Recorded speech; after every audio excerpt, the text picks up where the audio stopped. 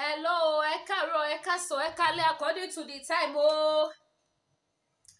Mo kí gbogbo ẹ̀yin tẹ́ ẹ wò mí káàkiri gbogbo àgbáláyé, gbogbo bí tẹ́ bá ti ń wò mí. Ẹ jọ̀ọ́, kí ló ṣẹlẹ̀ nílùú Ìbàdàn? Hey! Ìbàdàn ni o, Ìbàdàn. Kí ló ṣẹlẹ̀? Kí ló dé? Ogun ò kó wa rí o. Ogun ò kó wa rí. Ìbàdàn kì í ṣẹgbẹ́ bàbá nìkan. Ogun ò kó wa rí, ogun ti fẹ́ kó wọn Ìbàdàn. Wàláì. Ogun ó ti kanlẹ̀kùn wọn báyìí nílùú Ìbàdàn fẹ́ kó wọn, ẹ bá mi ṣí ẹ̀. Ṣé mo pọ́ mọ̀ Ìbàdàn ni mí? Mi ò dẹ̀ ní lajú mi sílẹ̀ kí tàlùbọ̀ kókó wọ̀. Mi ò ní lajú mi sílẹ̀ kógun kókó wọn nílùú Ìbàdàn. Láyé àti láyé. Kí ni mò ń gbọ́, kí ni mò ń rí? Ẹyẹ èèyàn. Ó ti get started, ó ti ṣẹlẹ̀. Àwọn arébípa, àwọn ebi náà wọ́n tún ti dé o. Àwọn kí ni mo pè? Àwọn arébípa, àwọn ebi náà wọ́n tún ti fẹ́ fi ogun jàra wọn nílùú Ìbàdàn. Ìbàdàn ni o. Ìbàdàn májàmájà tó fi kárawájú lẹ́rú. Níṣẹ́ ẹ̀ kárawájú lẹ́rú, márawájú ti fẹ́ kóyín lẹ́rú ìlú Ìbàdàn. Ìlú Òjò, ìlú Àjàyí, ìlú Olúgùnmọ́lá olódò kẹ̀ríkẹ̀rí. Ó ti fẹ́ di ìlú Yíbò olódò kẹ̀ríkẹ̀rí o. Yíbò ti fẹ́ gbà ìlú Ìbàdàn o. Ṣé mo pé gbàtà ṣe election ní 2023, ṣé mo pé mi ò sọ sí. Bó ṣe sọ wípé mọ̀kàn tó wá sọ́kàn yìí sì tó pa mí lẹ́rìn. Ọlọ́run bá tóbi lọ́ba o. Mi mọ owó ẹ̀mí tó ń gbénú mi. Gbọ́, mi ò mọ irú ẹ̀mí tó ń gbé inú mi. Ẹ rí pé mo kú sẹ́rìn lójijì. Màá sọ̀kan tó pa mí lẹ́rìn fún yín. Báyìí ṣe wá máa continue pẹ̀lú program yẹn, kò bá mi share. Bí mo ṣe gbé ẹnu lé pé ṣe mọ̀ pé gbàtọ́ ṣe election last year tó bẹ̀rẹ̀ wàhálà ló Èkó, mi ò dá sí. Ẹbí yẹn wá sọ fún mi wípé ọ̀bí tó bá díkọ̀ pé bó ṣe rí wá bó ṣe rí nìyẹn. Ìgbà tí Yíbò fẹ́ gbà ló Èkó, mi ò dá sí. Yíbò fẹ́ gbà Ìbàdàn sí. Mo gbọ̀ bọ́tà. Olúwa why? Ọlọ́run why? Ṣé yàwọn kọ́kọ́ bá ṣẹlẹ̀ sí mi ẹ̀yẹ èèyàn? Ọ̀tọ̀ ní program tí mo fẹ́ ṣe o. Ṣùgbọ́n màá ṣe wọnú ara wọn láti fi give testimony. Ṣé yí tí nǹkan bá ṣèyàn tí bá dákẹ́ tí mi sọ̀rọ̀? Ẹ bìlífù pé kí ni á dẹ̀ padà wá ṣẹlẹ̀ sí ẹni tó máa súnmọ́ mi àbí sèmi gangan. Tí bá wá fẹ́ sọ̀rọ̀, tí bá wá fẹ́ faraya, ẹ̀mí ìyá wa máa sọ fún mi pé ìgbà tó ṣẹlẹ̀ sí lágbájá ṣe sọ̀rọ̀ ni. Lẹ́nujọ́ mẹ́ta yìí, àwọn oníṣẹ̀ṣe wọ́n ti ta sáwọn Christian, wọ́n ní kí Christian fò kọ́ ní ìṣó. Mo ti fẹ́ change program. Mo wá come across nǹkan táwọn oníṣẹ̀ṣe kan ṣe. Ó wá dùn mí gan. Bí ni ẹ má bú mi o, ẹ bú mi. But máa sọ síta kára mi lè fúyẹ́, kẹ́mi inú mi lè jẹ́ kí n sinmi. Ó wá dùn mí gan pé wáyé táwọn oníṣẹ̀ṣe ṣe báyìí fún àwọn Christian. Ẹni kí lẹ̀mí yẹn sọ fún mi exactly nǹkan tó ṣẹlẹ̀ sí bí mo ṣe fẹ́ máa continue program mi tí mo fẹ́ sọ̀rọ̀, tí mo fẹ́ sọ. Same thing náà ló ṣẹlẹ̀, lẹ̀mí yẹn sọ fún mi pé ò gbọ́dọ̀ sọ̀rọ̀. Nígbà táwọn oníṣẹ̀ṣe fojú àwọn mùsùlùmí ọmọ àbò. Ṣebí wọn náà pariwo ìṣẹ̀ṣe làgbà. Ṣebí wọn náà ṣe gbẹ́ òun ṣàwọn. So wọn náà ìṣẹ̀ṣe làgbà náà lọ́wọ́ Christian náà. Apá mi jábọ́ ní straight. I don't know what to say. Òun níbi ìṣe sọ̀rọ̀ lórí ọ̀rọ̀ yẹn títí di èdè ilé mi. Mo wá sọ nínú ilé, mo wá pa àwọn èèyàn mi kọ̀ọ̀kan, mo wá sọ fún wọn pé àbẹ́ ìgbọ́n lọ. Lóyìn tóbi lọ́ba o. Ẹni tí ò mọba ló fọba ṣeré. Mo bẹ̀rù ọba tó dá yàtọ̀ ni. Ìṣòwò tó ṣe fi máa handle èmi tó when it comes to ká fi ẹ̀mí sọ̀rọ̀ yìí kò dẹrù. Òun ló dífá fún program tí mo wá fẹ́ ṣe yìí sí. Ẹ mọ̀ pé níbẹ̀rẹ̀ mo sọ wípé ogun ò kó wọrí ní ìlú Ìbàdàn, ogun ti fẹ́ kó ìlú Ìbàdàn. Mo ní ṣàwọn pípa tẹ́ ìṣẹ̀lẹ̀ election yìí ní last year. Tí Yíbò fẹ́ gba ìlú Èkó, mi ò dá sí. And it's true, mi ò dá sí. Mo ló pẹ́ kó tó gbà lọ. Yíbò ti fẹ́ gbà Ìbàdàn. Yíbò ti fẹ́ gbà Ìbàdàn. Àwọn arébípa wọ́n tún ti bẹ̀rẹ̀ election. Wọ́n ti bẹ̀rẹ̀ election o, èmi ò gbọ́rú ẹ̀ rí o. Kí ọmọ Yíbò wá láti ilẹ̀ Yíbò, kó wá jọba nílùú Ìbàdàn, kó wá jẹ olórí nìbàdàn. Kí ló ṣẹlẹ̀? Ṣebí ìlú ẹ ló yẹ kó ti joyè. Ìlú ẹ ló yẹ kó ti dupò. Ìlú ẹ ló yẹ kó máa lo gbogbo power ilé lórí. Wá ilẹ̀ Yorùbá, kí ló ṣẹlẹ̀ ní Nàìjíríà? Kí ló ṣẹlẹ̀? Ẹ̀yin yẹ́ ìbẹ̀bẹ̀ bá wa ṣí ẹ o. Kí gbogbo àwọn ti Ìbàdàn gbọ́kọ́ fa etí wọn. Lady K no go take her easy o. I no go gree. Mi ò ní gbà mi ò ní gbọ́ mi ò ní gbà. I will speak, I will talk. Yíbò ò lè gba ìlú Ìbàdàn láyé àti láyé. Yíbò ò lè pàṣẹ nílùú Ìbàdàn. Yíbò ò lè bá wọn du ipò nílùú Ìbàdàn. Àwọn ọmọ Ìbàdàn ọmọ kan ní wá àtótilétán. Àtótilétán, akàwé aka ọpọlọ. Àwọn bàbá wa nílùú Ìbàdàn wọ́n kàwé wọ́n kú ka ọpọlọ tó kílẹ̀sì pé ṣe ya wèrè ní ibo wèrè wo lẹ́ ń dì gan-an. Ẹ sì kìíní. Ṣó yẹ kí wọ́n tún lọ fẹ́ dìbò mọ́ nílùú Nàìjíríà yẹn? Èyí tẹ́tí dìbò láti jọ èso rere wo ló sọ fún yín? Ẹ̀yin yẹn bàbá ẹ bá mi gbé ojú ayọ̀ sókè. Ẹ bá mi wo àwòrán yìí. Kí lẹ rí tí wọ́n kọ sí? Wọ́n ní àlàáfíà ìtura dé 2024.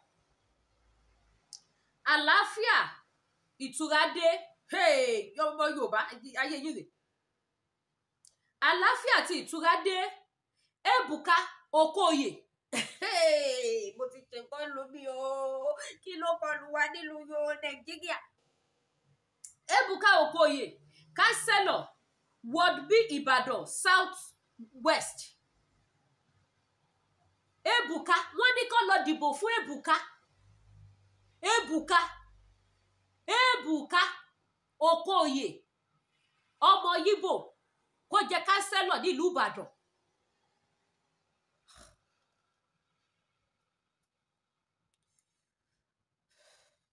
Ọmọ Yíbò, Ebuka, òun ló máa jẹ Councillor nìbàdàn. Ebuka Okoye, òun ló máa jẹ Councillor Ward B nìbàdàn. Ọwọ́ mú ṣé kí n pe ẹ̀yin tí wọ́n lè máa jẹ igbákejì yìí, ṣé kí n pe yín lọ́mọ àlè Ìbàdàn ni? Ṣé kí n pe yín lọ́mọ àlè Ọ̀yọ́? Tó fi jẹ́ pé ọmọ Yíbò ló máa jẹ olórí lé yín lórí nílùú Ìbàdàn. Ogún kò yín nìyẹn, ẹ ti dẹ egún nìyẹn. Abẹ́ òun kò ní pẹ́lọpẹ́lọ tẹ́ kò ń ṣe kiri ìkọ́nà tẹ́ ń dójú tí yóò kiri lé. Kí ló kọlu yìí? Tọ́bádé sọ̀wọ́ sí wọ́n ní wọ́n rí yín fi wọ́n bu yín. Ìwà tẹ́ ń wí ìwà ìdójútì níní. Ìwà fínísẹ̀ sí. Owó lẹ́wù. Ebuka jẹ Councillor. Ọládìméjì Olúwaṣẹ́gun, ìyàwó jẹ Vice. Ó dà pé ṣí èrè papọ̀ yín méjèèjì. Mi ò respect yín kẹ́ kó ṣì dànù. Why tí Ọládìméjì tí ẹ̀yin ò lè jẹ Councillor sà? Why tí Ọládìméjì ò lè jẹ Councillor? K'Ebuka wá jẹ Secretary Manusia. Ẹ̀yin lè máa wá ṣe ọmọ ọ̀dọ̀. K'Ebuka máa ránṣẹ́ nílẹ̀ Yorùbá. Ẹ̀yin yóò gbà mí. Kí ló ń ṣẹlẹ̀ ibo la ti ń bára wa báyìí? Ibo la kàn ń já sí lóríṣiríṣi yìí. Kí ló dé bá yé wa? Kí ló ṣẹlẹ̀ sí wa gangan náà? Ìjọ́ wo la fẹ́ ṣe gbogbo ràkàtí àìdá? Ìjọ́ wo la fẹ́ ṣe gbogbo eléyìí dà? Ṣé bá ṣe máa bá lọ́ọ̀rẹ́ ni? Bí eré wọ́n dẹ̀ ń kógun jà wá wọ́n wọlé sí wa lára. Ebuka Okoye jẹ Councillor Ward B nìbàdàn. Ọládìméjì Olúwaṣeun. Ọládìméjì ẹ̀gbórúkọ yín ni. Irú méjì orí burúkú wo lọ láti yín dà? Wípé ọmọ Yíbò jẹ olórí lé yín lórí. Oh my God. Wípé ọmọ Yíbò jẹ olórí yín. Ẹ̀yin wá ṣe gbákejì fún Ọládìméjì Olúwaṣeun. Olúwaṣẹ́gun. Ọlọ́run ò ṣẹ́gun fún yín o. Ogun kó yín ni. Ẹ̀yin tí Ìbàdàn, èmi Lédìkèfé Olúwaṣò, mo sọ fún yín wípé ogun kó yín ni tí Ebuka bá jẹ Councillor. Tí Ebuka bá fi lè jẹ Councillor Ward B nílùú Ìbàdàn, ogun ti kó yín. Ṣé orúkọ Ọládìméjì tó jẹ́ gbákejì yẹn? Kì í ṣọlá ló di méjì fún yín o. Ogun ló di méjì, ìdààmú ló di méjì, wàhálà ló di méjì. Tẹ́ bá gba ọmọ Yíbò láàyè ó jẹ olórí nìbàdàn. Tolúbàdàn bá wàjà, wọn á lọ mọ́mọ́ Fúlàní wá kó wá jẹ Olúbàdàn. Ṣé wà all right? Ìbéèrè. Tí Olúbàdàn bá wàjà, Olúbàdàn tuntun, wọn á lọ mọ́mọ́ Fúlàní wá kó wá jẹ Olúbàdàn. Because mi ò mọ ohun tó ń ṣe ẹ̀yin ọmọ Yorùbá tẹ́ ẹ̀ gbóúnjẹ alẹ́ yín fọlọ́gbò jẹ. Mi ò mọ ohun tó ń ṣe ẹ̀yin ọmọ Yorùbá tí ẹ̀ ń lajú yín sílẹ̀ kọ́ bá titi yín jẹ́. Mi ò mọ ohun tó ń ṣe ẹ̀yin ọmọ Yorùbá tó jẹ́ pé ibi tó yẹ kẹ́ gbọ́ sí àgọ́ lẹ́mú níbẹ̀. mi ò mọ ohun tó yẹ tó ṣe ọmọ Yorùbá tó jẹ́ pé iyè ríra ń bá ayé yín jà. Iyè ríra ó ń bá ayé yín jà. Nígbà yí àwọn bàbá wa Awólọ́wọ̀, nígbà yí àwọn bàbá wa Akíntọ́lá, nígbà yí àwọn bàbá wa Bọ́lá Ìgè, ìjẹ́ gbọ́ wípé àlejò wá jọ olórí lé wọn lórí rí ní ilẹ̀ Yorùbá. Ṣé ẹ gborí nínú ìtàn wípé olórí wá jẹ àlejò ó wá jẹ olórí lé wọn lórí ní ilẹ̀ Yorùbá? Kí ló wá ṣẹlẹ̀ sí ìran Yorùbá nísìn tó jẹ́ wípé àlejò ló wá jẹ olórí lé yín lórí? Kí ló dé tó jẹ́ pé ẹ gbé oúnjẹ alẹ́ yín fólógbò jẹ? Kí ló dé tẹ́ ẹ sọ ògo yín nù? Kí ló dé tẹ́ ẹ tara ìtì yín nítorí owó? Ṣé Ebuka lówó ju Ọládìméjì lọ ni? Àbí kí ló ṣẹlẹ̀? Kí ló ń kọlu Ọládìméjì? Ṣé Ọládìméjì ò pé ni? Ṣé kò pé ni tí Ebuka fi fẹ́ jọ olórí lé lórí ní ilẹ̀ bàbá ẹ̀? Ṣé ọmọ Yorùbá lè lọ jẹ kánsẹ́lọ̀ ní ilẹ̀ Yíbò? Ẹ̀yà dójú ti ní àgbààgbà ilẹ̀ Yorùbá. Ṣé ọmọ Yorùbá lè lọ jẹ ipò? Ó lè lọ jẹ igwe ní ilẹ̀ Yíbò? Ṣé ọmọ Yorùbá lè lọ jẹ gọ́vnọ̀ ní ilẹ̀ Yíbò? Ṣé ọmọ Yorùbá lè lọ jẹ kánsẹ́lọ̀ ní ilẹ̀ Yíbò? Kí ló kọlu ìran Yorùbá tà kọ̀ fún ara wa báyìí tàdé ń bọjú ọ̀la wa jẹ́? Kí ló dé tà fún àwa gbóúnjalẹ̀ wa fólógbò jẹ? Kí ló dé tà fún àwa sílẹ̀kùn fún ọ̀tá láti ráyè kó wa? Ìrẹ́pọ̀ díẹ̀ ni mo rò bóyá kó wà láàrin Yíbò àti Yorùbá mọ́. Láti gbà yá Ojúkú àtàwọn bàbá wa Awólọ́wọ̀, kí ló ṣẹlẹ̀? Ṣé Ojúkú padà betray di bàbá yẹn ni? Ẹ wá wo lọ́jọ́ tòní, àwọn ọmọ Yíbò máa ń sọ ni wípé Awólọ́wọ̀ àbí kí ló ti ń pè wọ́n wípé wọ́n betray Ojúkú. Ṣèbí nígbà táyè gba Ojúkú tán, ṣèbí òun ló tún fẹ́ kílèmù ilẹ̀ Yorùbá lọ́lọ́run fi bá tiẹ̀ jẹ́ l'admission yẹn fi dànù. Ṣèbí ṣe l'Ojúkú tún fẹ́ gba àwọn ilẹ̀ Yorùbá kọ̀ọ̀kan mọ́ Biafra land. Kí ló wá dé tí àkíwò àròjinlẹ̀ ká máa ro gbogbo nǹkan tó ti ṣẹlẹ̀ ká máa fi mọ ohun tá fẹ́ ṣe? Wá ìtẹ́fẹ́ sílẹ̀kùnlẹ̀ fún ọ̀tá láti wọlé. Wá ìtẹ́fẹ́ gba Sátánì láàyè ní ilẹ̀ káàárọ̀ òjíire. Nígbà tí Ebuka ò rí nǹkan ká o, ò lè ká ilẹ̀ Yorùbá. Tí àwọn tó wà Ìbàdàn bá gbà wá táwa lẹ́yìn òde òní gbà, mo máa tako ìjọba yẹn. Mo máa tako LPP, kò ní wọlé. LPP kò gbọdọ̀ wọlé kánsẹ́lọ̀ nílùú Ìbàdàn. Ẹ máa bá mi gbé kiri, ẹ máa bá mi pé kiri. LPP, Ebuka ò gbọdọ̀ jẹ kánsẹ́lọ̀ nílùú Ìbàdàn. Kí la fẹ́ gbà? Moreover, ṣé ìbò lọ́rọ̀ wa kàn ni? Gbogbo ìbò tó ti ń dìbò láti jọ yìí, èso rere wo ló so? Tẹ́wá wò sòsòsòsò, tẹ́wá ní Ebuka lókù. Ebuka Okoye, òun ló máa jẹ kánsẹ́lọ̀ Ward B ní Ìbàdàn South West local government. Òun lẹ́wọ̀n lójú screen yẹ̀yẹ̀ èèyàn.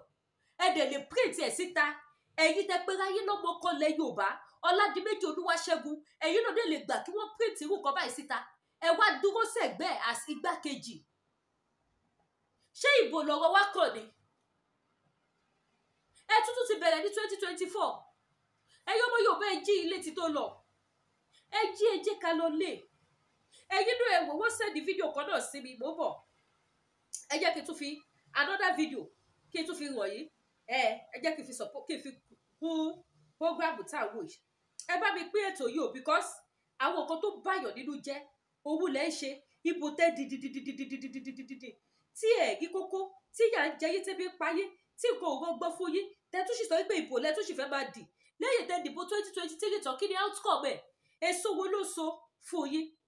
Kí lẹ rí mú bọbẹ̀? Ìpọ́njú, ìdààmú, ìkorò, wàhálà, ẹkún, ìpayín kéke. Scarcity of money, scarcity of fuel, scarcity of rice, scarcity of garri, scarcity of ẹ̀bà, scarcity of gbogbo ẹ̀. Nísìnyí ẹ bá mi gbé ojú ayọ̀ sókè. Ẹ tún bá mi wo fídíò yìí. Wọ́n tún ti pín àkàrà ọ̀pá mẹ́rin fún wọn. Ṣé wọ́n ṣépè fún yín ẹ̀yin èèyàn ẹ̀dẹ̀ jí kẹ́ má sùn mọ́? Ẹ jí kẹ́ má sùn mọ́ náà. Àwa Yorùbá gbogbo là ń fogún jara wa. Àwa ní ìṣòro ayé ara wa. Àwa là ń fìyà jẹra wa. Now ẹ bá mi wo fídíò yìí. Ẹ bá mi wò.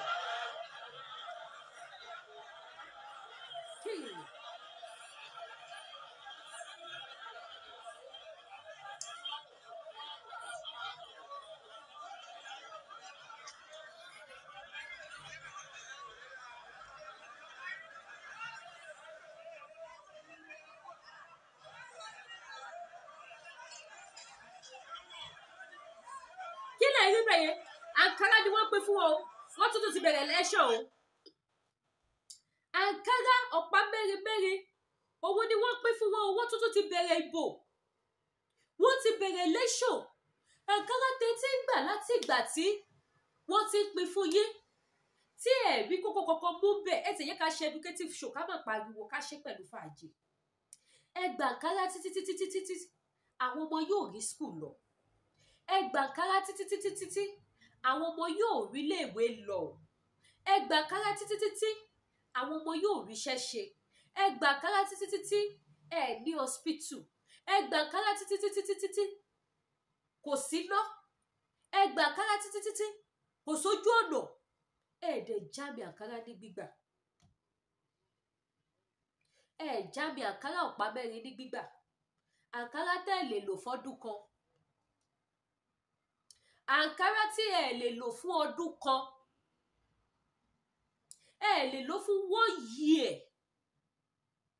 kí ló dé tẹ́ ẹ sinmi ẹ̀ ní gbígbà kí ló dé tẹ́ ẹ sinmi àǹkárá ní gbígbà tẹ́ fẹ́ kú nítorí àǹkárá tó jẹ́ pé gbogbo ọjọ́ ayé yín àǹkárá ni ìjọ wo lẹ fẹ́ ṣe gbogbo rádaràda ẹ̀dá wọ́n fi àǹkárá brainwash yín wọ́n fi àǹkárá bà ayé yín jẹ́ àti 1 dìríkà of rice àti 1,000 naira síbẹ̀síbẹ̀ náà ẹ̀dẹ̀ ṣe kú sí wọn lọ́rùn ṣé 1,000 làwọn ọmọ títí wọ́n jẹ ṣé 1 dìríkà of rice làwọn wọ́n jẹ wèrè tẹ́ fẹ́ dìbò fún àṣẹ kánsẹ́lọ̀ oore kí ló ṣe yín ní community yẹn hospital wo ló kọ́ fún yín ní community yẹn food bank wo ló kọ́ fún yín ní community yẹn ó dàgbà àsìkò tó ṣe rí election tẹ́ fẹ́ ṣe ń sìn èpè burúkú ni bàbá ṣẹ́ fún yín àtẹni fẹ́ ṣẹlẹ́ṣọ̀ àtẹni tó lọ ṣẹlẹ́ṣọ̀ àtẹni tó ṣe fún màá ṣépè fún gbogbo yín papọ̀ because ó dùnyàn at the end of it ẹ ní jẹ́ kó níwọ̀ ẹ gbádùn ẹ máa mẹ́sẹ̀gì kiri lórí comment section kọ́ fún yín ní 1,000 ẹ fẹ́ fi rògùn fọ́mọ